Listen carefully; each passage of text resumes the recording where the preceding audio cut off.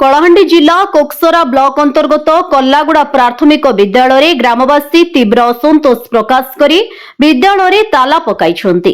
ग्रामवासी अभियोग अनुसार प्रधान शिक्षक सरोज पटेल नियमित भावे विद्यालय को आसु नथिबा बेले सहकारी शिक्षक मध्य नियमित उपस्थित रहु नथिबारु छात्र छात्री पाठपढ़ा व्याहत हेउछि।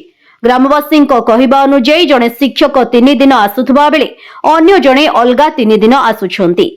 फल विद्यालय नियमित शिक्षादान संभव हेउना। बारंबार अभियोग करने सत्वे प्रशासन पक्षरु कौनसी स्थायी समाधान न हेबारु ग्रामवासी शेष में विद्यालय ताला पकाई प्रतिवाद करिसंति। संपृक्त शिक्षकों विरोध में कठोर कार्यानुष्ठान नेबाकु मध्य सेमाने दाबी करिसंति।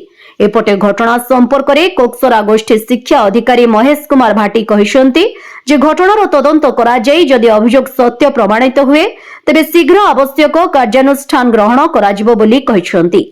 कलाहांडीरू रंजन कुमार दास को रिपोर्ट, विकल्प समाचार। आम चैनल को लाइक, शेयर एवं सब्सक्राइब करंतु।